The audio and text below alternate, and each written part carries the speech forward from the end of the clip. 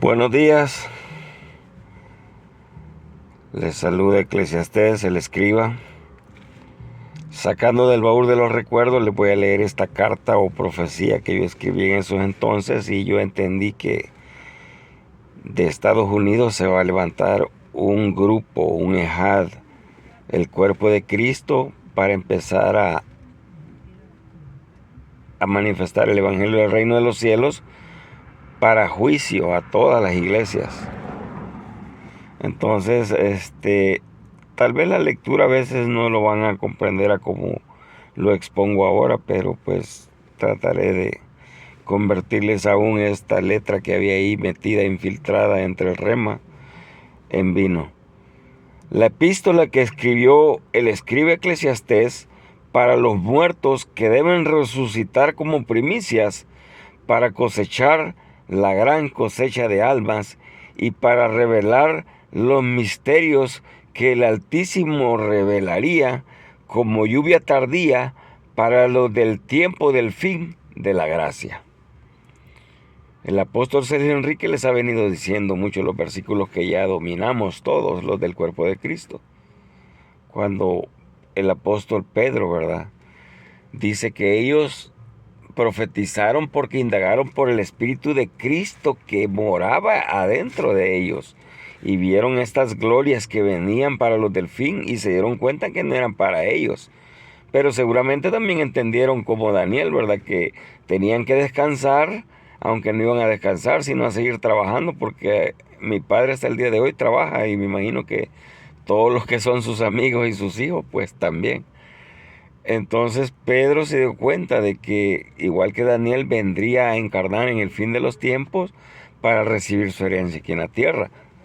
El problema es que los cuerpos que traen algunos de todos los ángeles que se mencionan o nombres en la Biblia, no se ha dado cuenta, los fariseos y los saduceos no se han dado cuenta que ellos son dioses en la tierra. Muchos dejaron que se les muriera el bebé que tienen ahí, o que se les durmiera el verbo en la barca. Entonces esta era una epístola, una carta que el escriba Eclesiastés escribió para los muertos. Y ahora es cuando los muertos en Cristo deben resucitar. Ese es un tema de estudio para hacer primicia de sus creaciones. Y también tenemos ahí que el Altísimo se va a manifestar. La parusía es una enseñanza que por ahí ya está grabada cuando yo la escribí el año pasado y la subí a un video de 5 partes. Y aquí está diciendo que se manifestará como la lluvia tardía. La palabra lluvia tardía en el original, esa palabra significa enseñanza con maestría, así como cuando Jesús le dijeron, ¿y cómo sabe todas esas palabras? Y que no es el hijo del carpintero, porque él enseñaba como quien tenía rema del cielo, autoridad. Ahora sí les voy a leer la carta. Del norte surgirá el Señor con un nuevo nombre.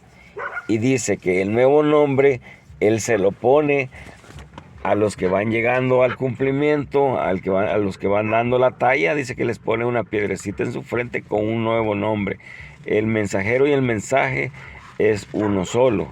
Entonces el cuerpo de Cristo se va a nutrir, no la iglesia, aunque también pueden, ¿verdad?, si se postran. El cuerpo de Cristo nos vamos a unificar de la fe y del empaparnos del mismo bautizo, un solo espíritu, una sola enseñanza es si todos los del cuerpo de Cristo empezamos a sacar todos los tesoros que nos fueron dados y nutrirnos unos a otros, como dice en la carta Paulinas. Desde el principio de la eternidad, la palabra ha estado ejecutando la orden de restaurar las creaciones del Altísimo.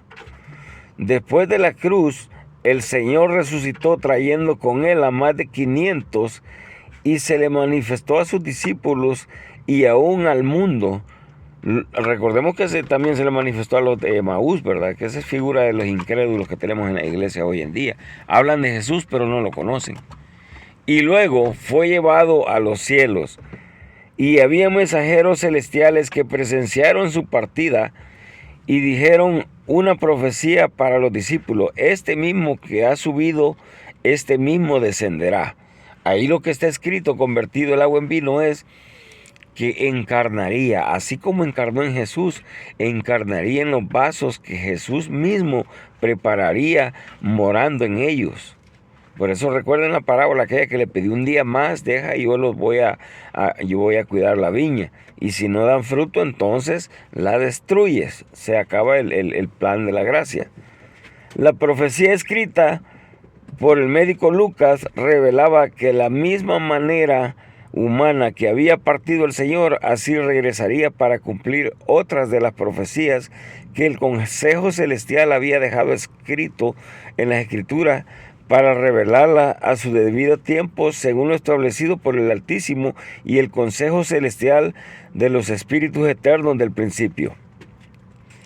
Estaba yo escribiendo, el Verbo se hizo carne por tercera vez después de la cruz, cuando me vino un sueño y caí en un éxtasis a manera de visión. Estaba entre adormitado y despierto, cuando de repente me encontré frente al trono celestial del Altísimo, y yo era parte de ellos.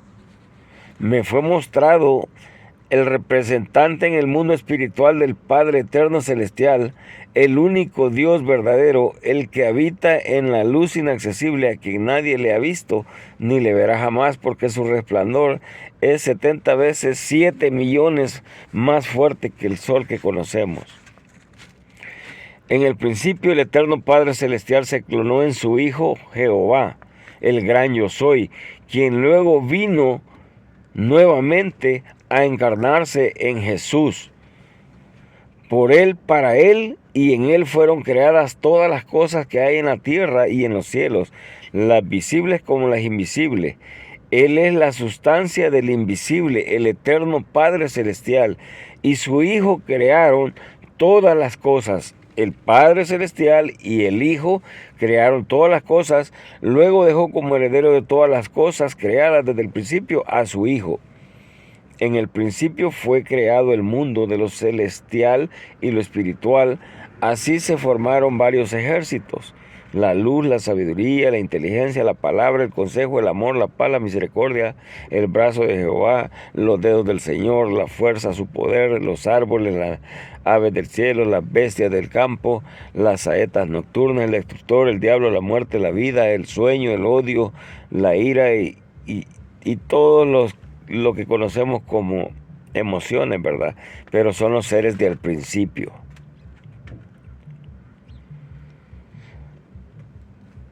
Y muchos más escuadrones de espíritus que no recuerdo sus nombres en este momento. Todos estos forman parte del Consejo Celestial o cuerpo del Señor. En la visión aparecí frente al trono y vi el resplandor de los espíritus. Se me mostró la primera visión. Estaban en una reunión planificando cómo era la venida de Abraham y Moisés a la tierra. Por eso Jesús mencionó que antes que Abraham yo soy. Abraham, vuestro padre, vio el plan que se había escrito de la venida del gran yo soy en Jesús y se maravilló.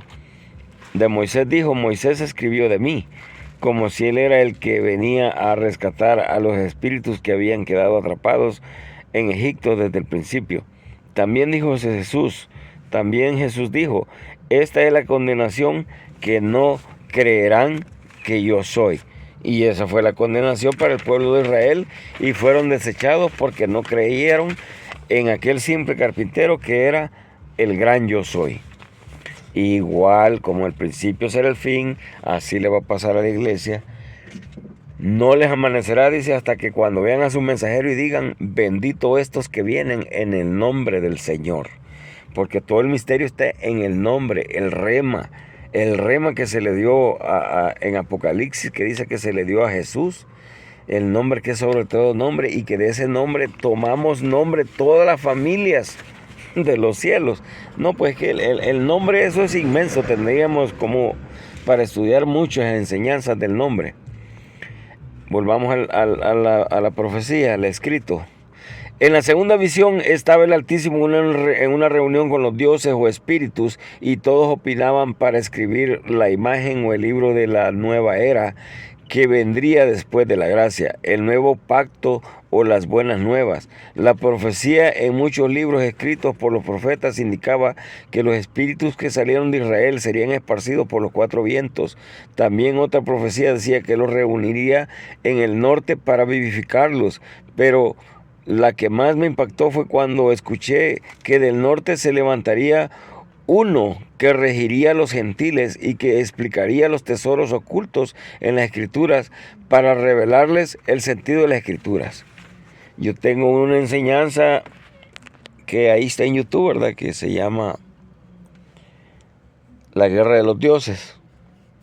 Ahí explican cómo los 72 dioses que a los que les delegaron la tierra, pues no hicieron lo que era, y ahí es cuando Jehová se volteó y él lo que está haciendo es haciendo hijos de todos, de todas las creaciones de sus hermanos.